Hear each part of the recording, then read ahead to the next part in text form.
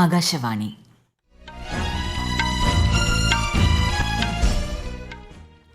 നമസ്കാരം. വാർത്തകൾ വായിക്കുന്നത് സീന ആന്റണി.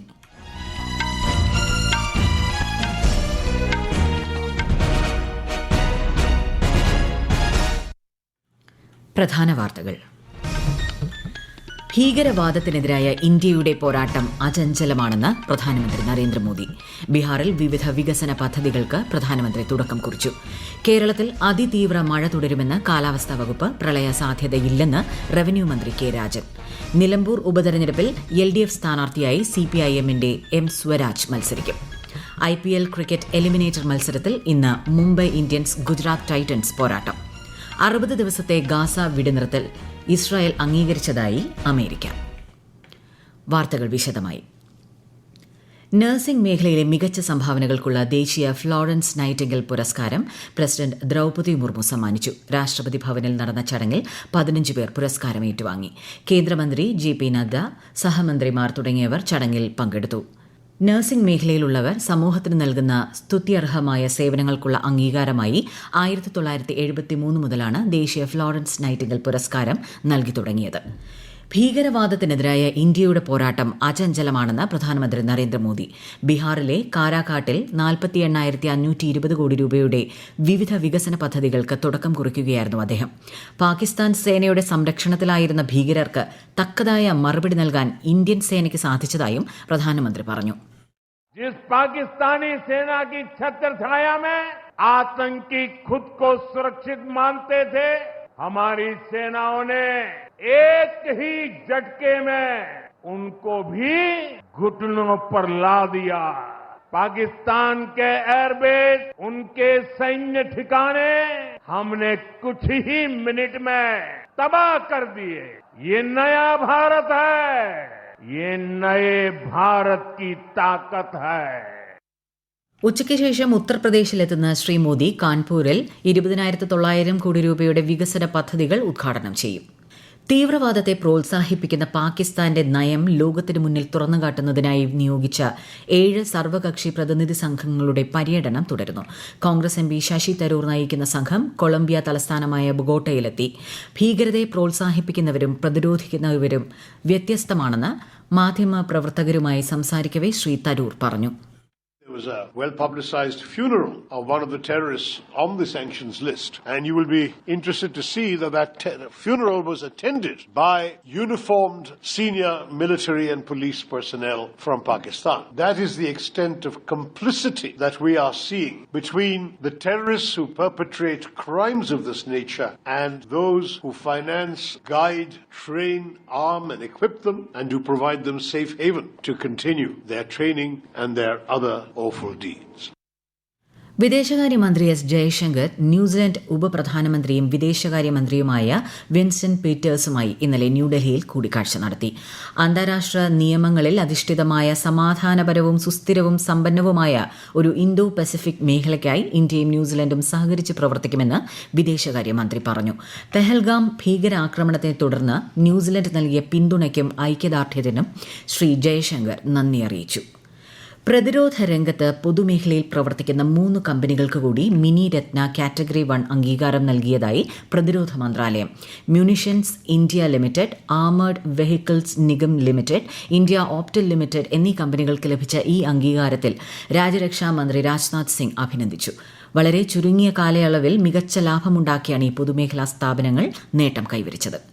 സംയുക്ത സേനാ മേധാവി ജനറൽ അനിൽ ചൌഹാൻ 3 ദിവസത്തെ സന്ദർശനത്തിനായി സിംഗപ്പൂരിലെത്തി. International Institute for Strategic Studies സംഘടിപ്പിക്കുന്ന ഷാങ്ഗ്രി ല ഡയലോഗിന്റെ 22ാമത് പതിപ്പിൽ പങ്കെടുക്കുന്ന അദ്ദേഹം യൂറോപ്യൻ യൂണിയൻ, ഫ്രാൻസ്, ജർമ്മനി ഉൾപ്പെടെ നിരവധി രാജ്യങ്ങളുടെ സേനാ മേധാവികളുമായി കൂടിക്കാഴ്ച നടത്തും. രാജ്യതലസ്ഥാനത്ത് അനധികൃതമായി താമസിച്ചു വന്ന 900 ബംഗ്ലാദേശി പൌരന്മാരെ കണ്ടെത്തിയതായും ഇവരെ തിരിച്ചയക്കുന്നതിനുള്ള നടപടികൾ പുരോഗമിക്കുന്നതായും ഡൽഹി പോലീസ്. പെഹൽഗാം ഭീകരാക്രമണ പശ്ചാത്തലത്തിൽ നടപടികൾ ഊർജിതമാക്കിയതായും പോലീസ് അറിയിച്ചു. 60 ദിവസത്തെ ഗാസ വെടിനിർത്തൽ ഇസ്രായേൽ അംഗീകരിച്ചതായി അമേരിക്കയുടെ പ്രത്യേക ദൂതൻ സ്റ്റീവ് വിറ്റ്കോഫും US പ്രസിഡന്റ് ഡൊണാൾഡ് ട്രംപും മുന്നോട്ട് വെച്ച വെടിനിർത്തൽ ഉപാധി ഇസ്രായേൽ അംഗീകരിച്ചതായി White House press secretary Karoline Leavitt സ്ഥിരീകരിച്ചു. ഈ വാർത്തകൾ ആകാശവാണിയിൽ നിന്ന്. ആകാശവാണി വാർത്തകളും വാർത്താധിഷ്ഠിത പരിപാടികളും All India Radio News Thiruvananthapuram YouTube ചാനലിലും @All India Radio News Thiruvananthapuram Facebook പേജിലും AR News_ തിരുവനന്തപുരം ഇൻസ്റ്റഗ്രാം അക്കൌണ്ടിലും @AR News_TVM X ഹാൻഡിലും ലഭ്യമാണ്. കേരളത്തിൽ അതിതീവ്ര മഴ തുടരുമെന്ന് കാലാവസ്ഥാ വകുപ്പ്. ഇടുക്കി, കണ്ണൂർ, കാസർഗോഡ് ജില്ലകളിൽ ഇന്ന് ചുവപ്പ് ജാഗ്രതയാണ്. മറ്റെല്ലാ ജില്ലകളിലും ഓറഞ്ച് ജാഗ്രത പ്രഖ്യാപിച്ചിട്ടുണ്ട്. നദീതീരത്തുള്ളവരും മലയോര മേഖലയിലുള്ളവരും ജാഗ്രത പാലിക്കണം. സംസ്ഥാനത്തുടനീളം വൈദ്യുതി ബന്ധം തകരാറിലായി. പ്രധാന നദികളിൽ ജലനിരപ്പ് ഉയരുകയാണ്. കനത്ത മഴയിൽ സംസ്ഥാനത്തുടനീളം ട്രെയിൻ ഗതാഗതം തടസ്സപ്പെട്ടു. കേരളം, കർണാടക, ലക്ഷദ്വീപ് തീരങ്ങളിൽ ഞായറാഴ്ച വരെ മത്സ്യബന്ധനത്തിന് വിലക്ക് തുടരും. റെഡ് അലർട്ട് പ്രഖ്യാപിച്ച കാസർഗോഡ് ജില്ലയിൽ ശക്തമായ മഴ തുടരുകയാണ്. ജില്ലയിലെ താഴ്ന്ന പ്രദേശങ്ങളിലും പുഴകളിലും ക്രമാതീതമായി വെള്ളമുയരുന്നു. കൂടുതൽ വിവരങ്ങളുമായി ആകാശവാണി കാസർഗോഡ് ജില്ലാ പ്രതിനിധി പി ജഗന്നിവാസൻ. തുടർച്ചയായി പെയ്യുന്ന മഴയെ തുടർന്ന് കാസർഗോഡ് ജില്ലയിൽ കാഞ്ഞങ്ങാട് ചന്ദ്രഗിരി റൂട്ടിൽ മണ്ണിടിഞ്ഞ് ഗതാഗതം തടസ്സപ്പെട്ടു. പുതുമയിൽ റെയിൽപാളത്തിൽ മരം വീണ് ഗതാഗതം തടസ്സപ്പെട്ടു. മൂളിയാർ വില്ലേജിൽ 18 കുടുംബങ്ങളെ ബന്ധുവീടുകളിലേക്ക് മാറ്റിപ്പാർപ്പിച്ചു. കോസ്ത്രവ് താലൂക്കിൽ ഒരു കുടുംബത്തെ മാറ്റിപ്പാർപ്പിച്ചു. മഞ്ചേശ്വരം താലൂക്കിൽ നിലവിൽ ക്യാമ്പ് ആരംഭിച്ചിട്ടുണ്ട്. ഇവിടെയും നിരവധി കുടുംബങ്ങളെ ബന്ധുവീടുകളിലേക്ക് മാറ്റിക്കൊണ്ടിരിക്കുകയാണ്. മഞ്ചേശ്വരത്ത് കനത്ത മഴയിൽ കാറും സ്കൂട്ടറും ബൈക്കും ഒഴുകിപ്പോയി. സംസ്ഥാനത്ത് മഴ തുടരുമെന്ന മുന്നറിയിപ്പുണ്ടെങ്കിലും പ്രളയ സാധ്യത ഇതുവരെയില്ലെന്ന് റവന്യൂ മന്ത്രി കെ രാജൻ. അപകടകരമായ മരങ്ങൾ മുറിച്ചു മാറ്റാനുള്ള അധികാരം പഞ്ചായത്ത് സെക്രട്ടറിമാർ വിനിയോഗിക്കണമെന്ന് അദ്ദേഹം നിർദ്ദേശിച്ചു. ജനങ്ങൾ ജാഗ്രത പാലിക്കണമെന്നും നിർദ്ദേശമുണ്ട്. നിലമ്പൂർ ഉപതെരഞ്ഞെടുപ്പിൽ LDF സ്ഥാനാർത്ഥിയായി CPIM-ന്റെ M സ്വരാജ് മത്സരിക്കും. CPIM സംസ്ഥാന സെക്രട്ടറി MV ഗോവിന്ദനാണ് സ്ഥാനാർത്ഥിയെ പ്രഖ്യാപിച്ചത്. മുൻ MLA ആയിരുന്ന M സ്വരാജ് നിലമ്പൂർ സ്വദേശിയാണ്. UDF സ്ഥാനാർത്ഥിയായി ആര്യാടൻ ഷൌക്കത്താണ് രംഗത്തുള്ളത്. നിലമ്പൂർ ഉപതെരഞ്ഞെടുപ്പിൽ സ്ഥാനാർത്ഥി തീരുമാനം സംബന്ധിച്ച് ഇന്നത്തെ UDF യോഗം കഴിയുന്നതുവരെ കാത്തിരിക്കുമെന്ന് PV അൻവർ അറിയിച്ചു. IPL 2020 ക്രിക്കറ്റ് എലിമിനേറ്റർ മത്സരത്തിൽ ഇന്ന് മുംബൈ ഇന്ത്യൻസ് ഗുജറാത്ത് ടൈറ്റൻസിനെ നേരിടും. ഇന്നലെ നടന്ന ആദ്യ ക്വാളിഫയറിൽ പഞ്ചാബ് കിങ്സിനെ പരാജയപ്പെടുത്തി റോയൽ ചലഞ്ചേഴ്സ് ബംഗളൂരു ഫൈനലിൽ പ്രവേശിച്ചു. എലിമിനേറ്ററിൽ വിജയിക്കുന്ന ടീം ഞായറാഴ്ച നടക്കുന്ന രണ്ടാം ക്വാളിഫയറിൽ പഞ്ചാബ് കിങ്സിനെ നേരിടും. ജൂൺ 3-നാണ് ഫൈനൽ. ദക്ഷിണ കൊറിയയിൽ നടക്കുന്ന ഏഷ്യൻ അത്ലറ്റിക്സ് ചാമ്പ്യൻഷിപ്പിൽ വനിതകളുടെ 4x400 മീറ്റർ റിലേയിൽ ജിസ്ന മാത്യു, രൂപാൽ ചൌധരി, കുഞ്ച രജിത, ശുഭ വെങ്കടേശൻ എന്നിവരുടെ സംഘത്തിന് സ്വർണ്ണ നേട്ടം. 3 മിനിറ്റ് 34 സെക്കൻഡ് കൊണ്ടാണ് സംഘം ഫിനിഷ് ചെയ്തത്. 3000 മീറ്റർ സ്റ്റീപ്പിൾ ചേസിൽ അവിനാഷ് സാബിൽ സ്വർണം കരസ്ഥമാക്കി. വനിതകളുടെ 100 മീറ്റർ ഹേർഡിൽസിൽ ജ്യോതി യർരാജിയും സ്വർണം നേടി. മലപ്പുറം ജില്ലയിലെ നിപ ബാധിത രോഗമുക്തയായതായി ആരോഗ്യമന്ത്രി വീണ ജോർജ്.